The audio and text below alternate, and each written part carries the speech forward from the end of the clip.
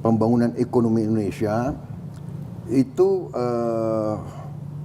kuncinya adalah landasan yang paling kokoh, yaitu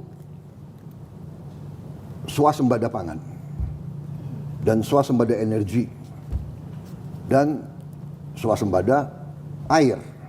Dan ternyata memang PBB, ya, United Nations dan hampir semua perencana dan pemikir ekonomi seluruh dunia melihat masalah yang dihadapi oleh dunia di abad ke-21 dan di saat-saat sekarang justru adalah itu.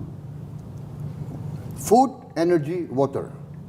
Yang mereka sebut FAW, food, energy, water. Jadi saya berkeyakinan itu, dan disitulah tim saya mewujudkan. Berarti apa? Kita harus swasembada pangan. Bagaimana caranya swasembada pangan? Kita harus bikin efisien, semua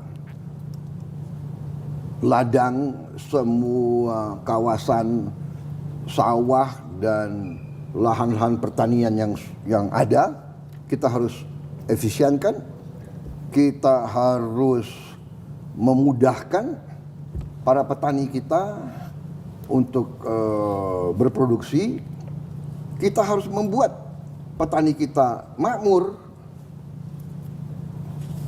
Karena perkembangan 30-40 tahun menunjukkan bahwa anak-anak petani banyak yang tidak mau jadi petani lagi. Meninggalkan desa-desa. Karena merasa bahwa kehidupan petani kita itu identik dengan susah, dengan miskin. Jadi saya memperhatikan itu puluhan tahun, sejak saya masih muda, mayor, bahkan saya sudah melihat masalah Indonesia adalah masalah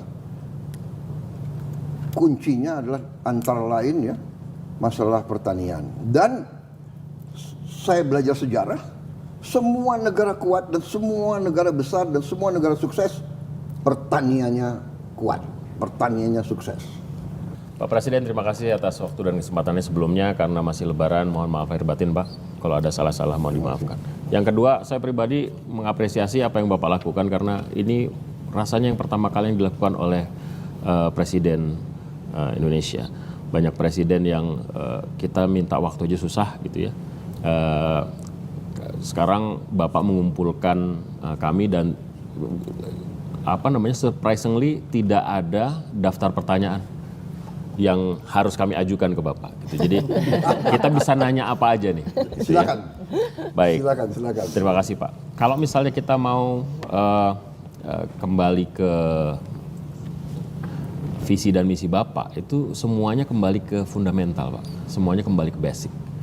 Kita tumbuh sebagai anak yang kemudian diajari bahwa negara kita adalah negara agraris dan seterusnya. Itulah cukup lama hilang di era reformasi.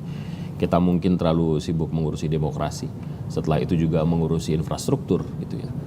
Lupa mengingat bahwa ada perut yang harus diisi, jumlahnya bertambah terus.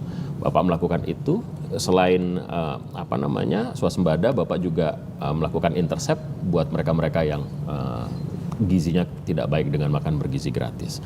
Walaupun tentu saja ada banyak pro dan kontra di publik begitu ya, tapi ini merupakan salah satu pembeda dibandingkan pendahulu-pendahulu Bapak. Bapak juga kemudian meneguhkan kembali efisiensi merupakan bagian dari integritas begitu ya. Karena pemotongan itu waktu kita bertemu pertama kali Bapak mengatakan bahwa ada kebocoran yang sudah pasti setiap tahun, dan karena itu paling tidak karena kita butuh uangnya kita melakukan efisiensi dan seterusnya.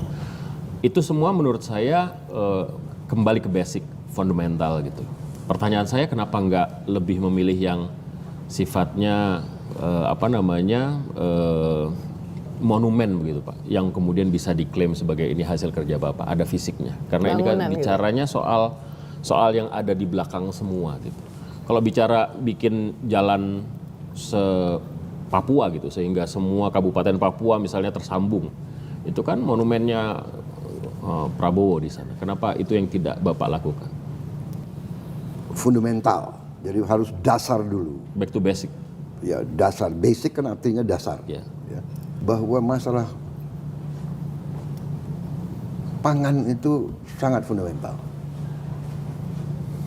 Kalau kita lihat pemerintah itu jatuh dan bangun, kuncinya itu adalah masalah pangan.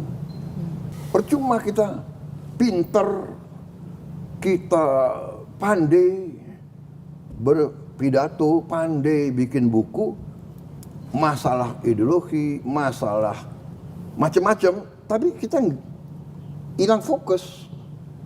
Ya, saya berpikir monumen yang terhebat dalam suatu pemerintahan adalah kalau dia bisa meninggalkan suatu sistem fundamental yang menjamin pangan, menjamin energi, menjamin air, dan di ujungnya lapangan kerja, pendidikan, kesehatan,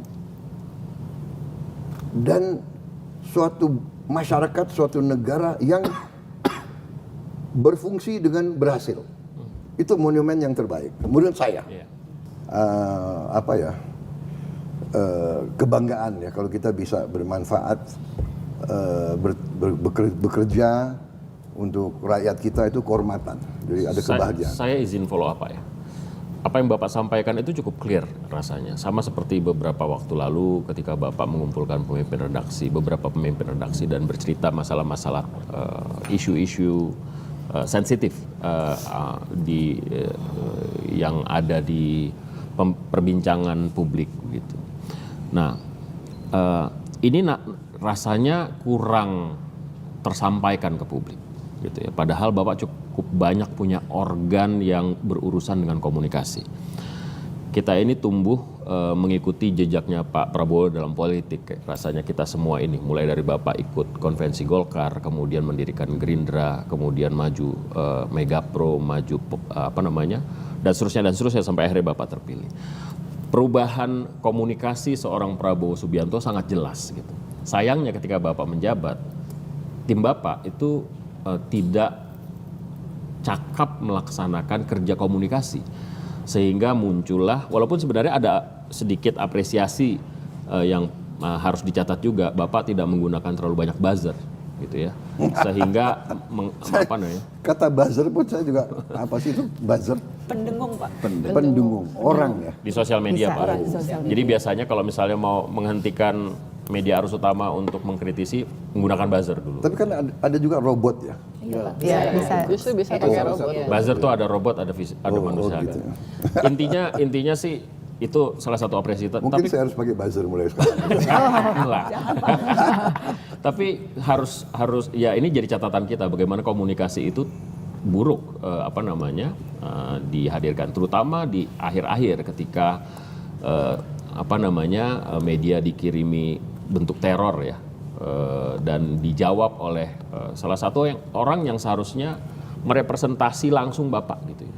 Ketua kantor komunikasi presiden itu kan representasi langsung Pak Prabowo. Apa yang disampaikannya itu harusnya menjadi persepsi dari seorang presiden. Ya, saya nggak yakin Pak Presiden bilang ya udah kalau misalnya dapat kepala babi dimasak aja gitu. Ini sesuatu yang serius buat kita. Kita sudah berjalan cukup panjang kebebasan demokrasi kita, kebebasan pers kita, dan saya sempat men-challenge Bapak di suatu waktu, apakah kemudian Bapak akan menggunakan gaya-gaya lama gitu ya? Ya nggak mungkin lagi Bapak bilang, karena sekarang ada sosial media dan media sudah berkembang, semua orang punya hak dan menjadi produsen pesan gitu. Nah, ini apa yang akan Bapak lakukan terhadap ini? Perbaikan Bapak komunikasi. juga sebelumnya juga sudah mengatakan komunikasi kita jelek dalam satu acara terbuka. Saya ingin jawab ya. Benar sekali. Saya akui bahwa 150 hari saya sendiri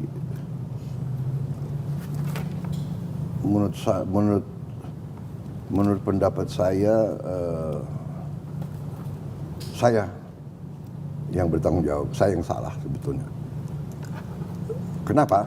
Karena begitu kita dapat mandat, fokus saya,